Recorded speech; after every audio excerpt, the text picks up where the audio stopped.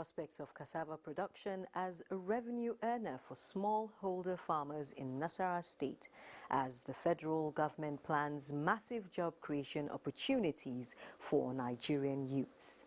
Plus, the role of parents as bedrocks for a stable family. Thanks so much for joining us on this week's edition of The Correspondents. I'm Naja'atu Tijani. Welcome aboard.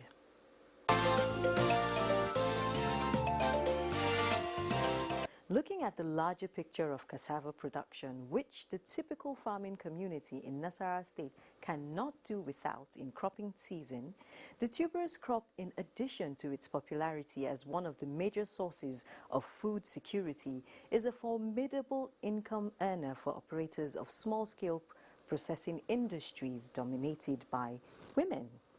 From Life Here, Ben Mitu examines the prospects, even in the face of COVID-19, on sectors of the economy.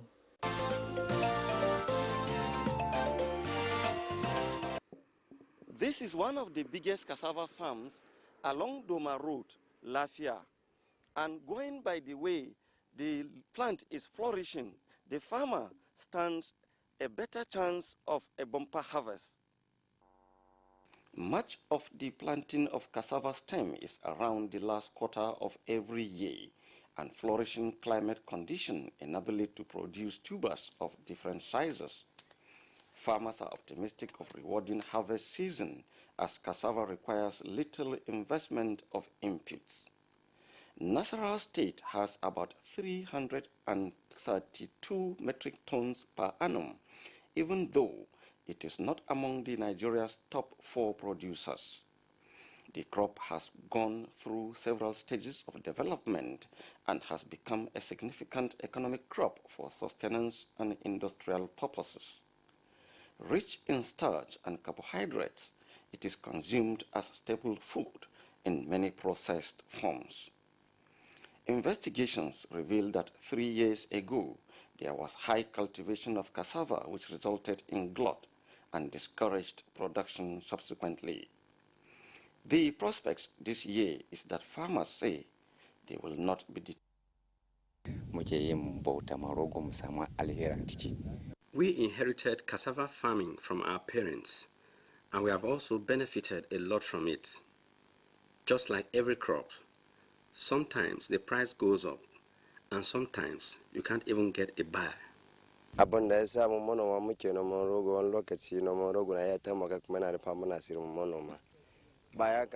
the market is not moving like before, but I will never stop cultivating cassava because whenever I harvest, I sell some and my family process part of it for our domestic consumption.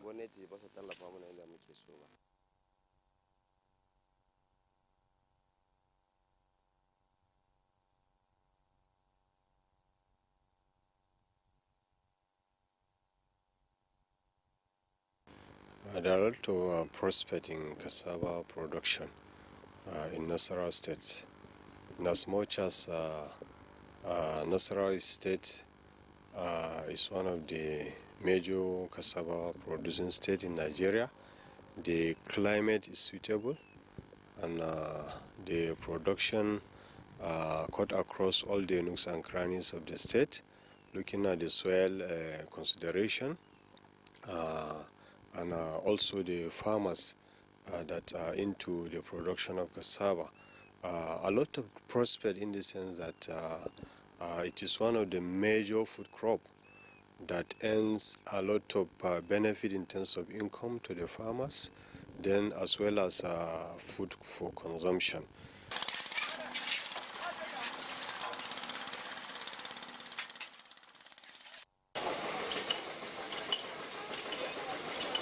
Cassava productions, compare last year and this very year, there is great improvement.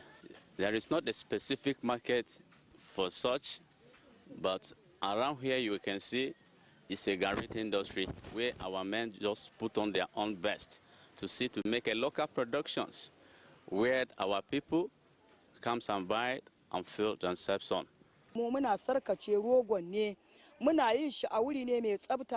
The way we process our cassava here is hygienic.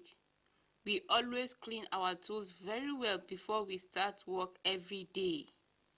And that is why our products attract buyers from every part of the state. Then in terms of food production, a lot of foods is being produced from this crop. You have gari, you have fufu, abacha, tapioca, and so many other foods. So also foods like snacks and other industrial products like starch, and even ethanol and alcohol can also be produced from this plant. So there are a lot of prospects and in the production of cassava, most especially in this state. However, there are many processing outfits established by government to support the industry. Stakeholders hope available research, science and technology to boost cassava production in the state will increase production.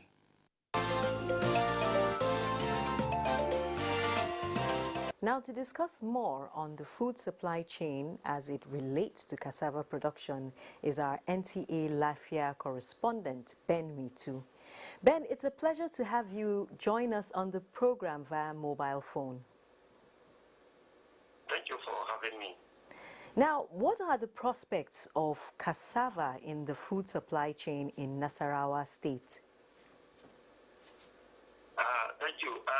Nasarawa State has a lot of prospects when it comes to the issue of agriculture generally. And when you narrow it down to cassava, for instance, the state is located along what is known as the Benue Trough, which is noted for its rich soil that supports a wide range of crops, including cassava. And then cassava is also very, very popular here in Nasarawa State, where you have it being processed in different forms in many households. In fact, most of the households here use cassava in one form or the other. You with gari, with alubo, so many things, you can name them. And then it also has, the cassava also has the industrial component also, where industries also rely on it. So day in, day out, you find out that cassava is being plucked out of the state from different parts of the state, because almost all the local governments, again, nature has been fair to the state that almost all the local governments, you get cassava being flourishing there very, very well. Now, I'm glad you mentioned... Yes, I'm glad you mentioned the prospects, especially regarding the industrial part, because I've actually bought glue, or is it, starch rather, for clothes made from cassava in Nasarawa State. Yes. Now, how is the coronavirus pandemic affecting food systems, food security, and agricultural livelihoods in the state? Yes, when this pandemic came, the state government took a step. One of the steps is to subsidize the cost of farm inputs, and such as things like seedlings, insecticide, fertilizer, and you can name them, everything that has to do with even hiring of tractors for cultivation and so on and so forth. So this has really, it's really helping farmers. And then secondly, if you look at the rain pattern, the rainfall pattern for this year, as predicted by NIMED, is also going to be very, very favorable to cassava farmers. All right, that's really interesting to know. So we can expect a bumper harvest, isn't it? Yes, certainly. Which brings me to your report. Cassava processing is mostly dominated by women in Nasarawa State. Do they have access to capital and the needed support to carry out these activities? Yeah, in the report also, you also discovered that one of our findings was that some of the equipment that these women are using currently are the equipment that they have been using to take it. So that shows that there is no incentives anywhere. And then one of the issues that the women also said is that how to access capital to improve on the facilities that they have, so that the processing will be faster and then they can process also in a large quantity. And then Some of them even complain that even when they form cooperatives, because in most cases accessing facilities in banks and other organizations has to do with, they will tell you that you have to go and form cooperative and so on and so forth. They said even when they form cooperatives, they don't always get it very easy. Sometimes issues of collateral, for instance, come up and then they don't have. And then another issue that we also discovered was that most of the women are also, ignorance is also one of the issues. We discovered that most of the women are ignorant of some of the federal government facilities that have to do with agriculture. They don't even know that such facilities exist, so that they will go and apply and then get capital to improve on their businesses. All right. So these are some of the issues. So let's hope that the relevant authorities will do the needful so that it will be a win-win situation for all. Situation, yes. So thanks so much for being a part of the program. I hope I can call you again and ask you more questions because it's been really interesting. It is my pleasure. Thanks for having me. Thank you very much. Yeah. And still to come, role of parents in raising responsible children for a stable society. Join us again.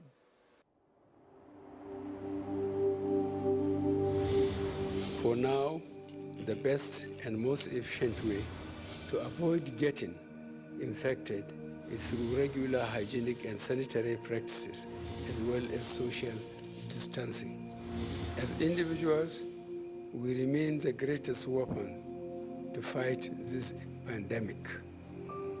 By washing our hands regularly with clean water and soap, disinfecting frequently used surfaces and areas, coughing into a tissue or elbow, and strictly adhering to infection prevention control measures in health facilities, we can contain this virus.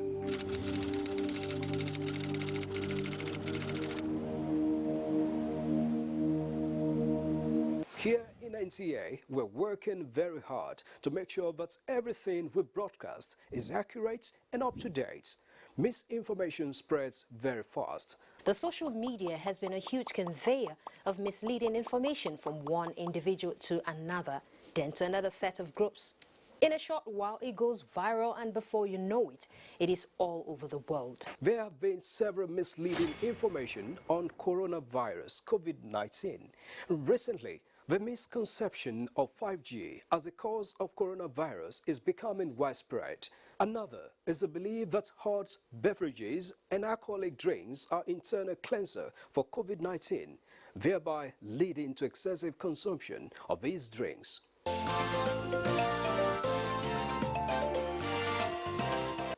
Thanks for staying with us on The Correspondents. Now to youth empowerment. Youths from 44 local government areas in Kano State are beneficiaries of the National Directorate of Employment Micro-Enterprise Enhancement Scheme. About 250 beneficiaries also received 10,000 naira each to start up businesses to enable them prepare for the world of work and also become economically relevant in society. Correspondent Muhammad Rabiu Ali tells us more.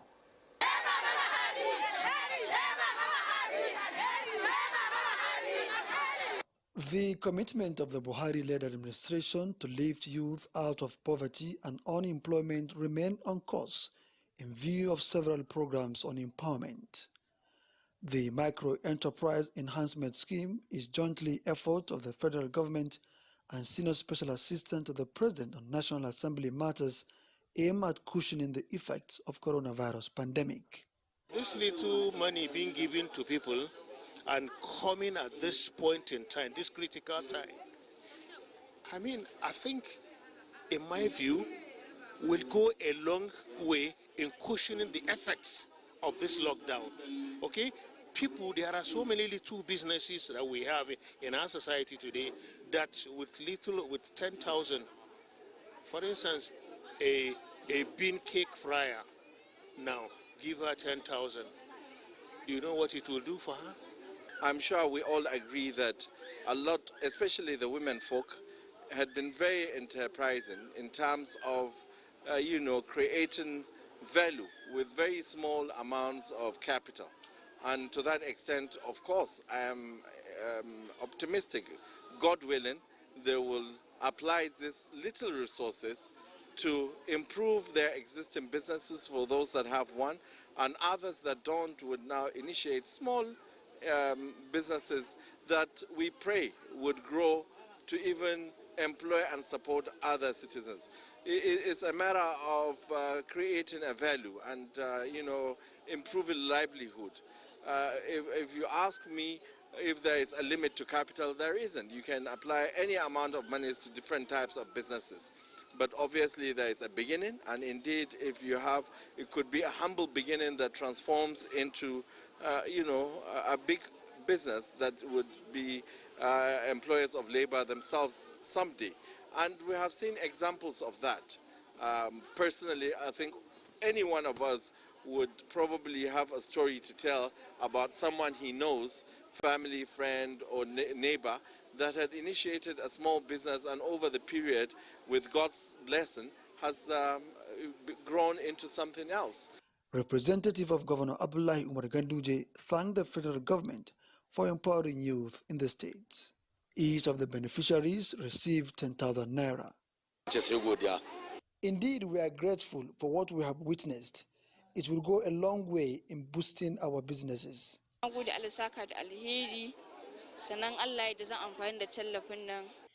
to use this stipend to grow my business judiciously. We are grateful to President Muhammadu Buhari, especially women folk. From this venue, I am going to the market to buy 1 or 2 things for my business. The exercise was conducted under the safety protocols of COVID-19.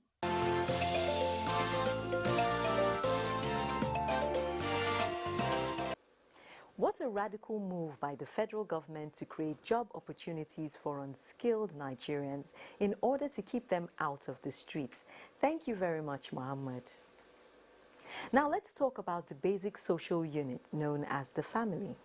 For complete development of their personality, children should grow up in a family environment with an atmosphere of love and peace propelled by the parents. While recognizing this lifelong role and other sacrifices invested in building the family, some members of society have harped on the need for parents to remain committed to raising responsible generations for a stable society. Correspondent Ifoma Aihoji takes it from here. As decades pass by, the important roles of parents have increasingly gained the attention of both local and international communities. Emphasizing the critical role of parents in the rearing of children, the United Nations recognizes that they have the primary responsibility of nurturing and protecting children who, in the long run, influence the development of any society. As parents, we need to be part of the children's life in all they do, in their academics, their social activities, food they eat. Monitor all what they do. Be a guide to everything they do. We have to control the things they do, the friends, the people they go out with, especially at this time of computer age where all kids are very smart. All we need to do is to make sure they get it right. And at the end of the day, we actually have the joy to say, yes, we've done well. Because if we fail at this time, then at the end of it, I think we'll have the cause to regret what has happened because we have actually laid the foundation. Lady Victoria Achumba here has been in the business of parenting for about 40 years, and even after the demise of her husband, Sir Emmanuel Achumba, she continues to shoulder the responsibility of parenthood, and now she says the law of seed time and harvest also applies in parenting. It's not easy to control children, especially at that teen age. They will give you all sorts of trouble, but if you persist and then take care of them, later they will be taking care of you. To other parents, this lifelong engagement, parenthood, demands wisdom, dedication, resilience, and more. Parents are critical. Whether children will be rebellious to authority, they start at home. That's the first place it starts. Before they get on to going to school, doing this, it first starts, the signs are there at home. So parents must, in this age, I know it's challenging, in this age where almost all parents, both father and mother, are busy trying to make a living. But the truth is, when you would have gone on to retirement, your children can mess your entire name, your entire legacy. They can mess it up. So while we are looking for money, we must also find time to look at the children and to make sure that we pass the correct values to them. Good parenting, it takes a lot. One, that child will be godly, will have the fear of God, will be useful to the parents, will be useful to the society. As the coronavirus pandemic continues its exponential growth, the invaluable role of parents is also challenged. Hence, the advocacy for family-friendly workplace policies and practices to provide systemic support to employees and, in effect, promote family safety. Companies, government, organizations must be able to organize work in such a way that even those who have to physically come to work have a lot of space in between themselves. Personal hygiene must be emphasized. Working spaces, this is not the time for air conditioning, having an air conditioner and having 6 people in a room, no. This is a time of open windows and people sitting afar from each other, because if they have to work, come on. So you'd have to ration work. Non-essential people don't need to come. The danger is, if you contract corona at the workspace, you take it back home, and children become infected, wives become infected, spouses become infected, people who are living become infected. Some family members eulogize the contributions of these family managers, describing them as bedrocks of development and growth. The role of parents in the society is very, very important and very vital to human race generally. If you watch children that don't grow under their parents, their attitude outside, you can tell. There's this popular saying that by their fruit you shall know them. And children that grew up under good parents, you will see the difference. It is a great privilege to birth life, but the greater privilege and responsibility is to nurture life. Birthing is easy. Even mad people give birth. But the capacity to nurture those children into desirable formats is the responsibility that comes with the privilege of being parents. So it's a great thing to be a parent, but it's a greater thing to be a parent of responsible children. As the anchors of the family and the foundation of community framework, parents are expected to continuously promote family-oriented policies that will contribute meaningfully to the development programs and goals of the government. Many have advocated regular and special packages to make parents feel loved and cherished, to encourage them cope with the pressure of their selfless strides.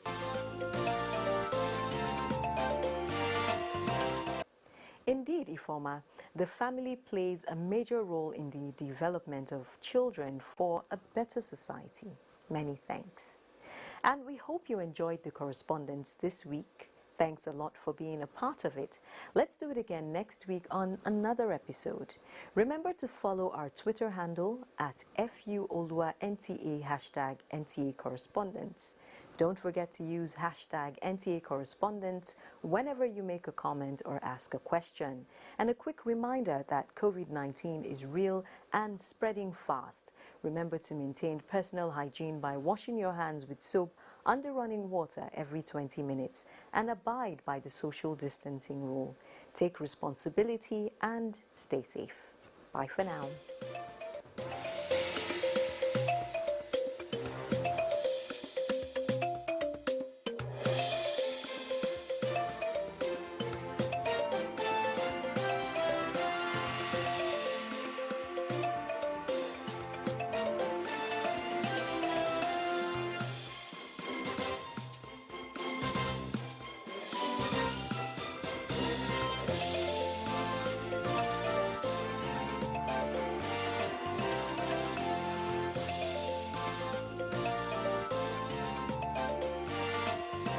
Akili, akili, akili, akili.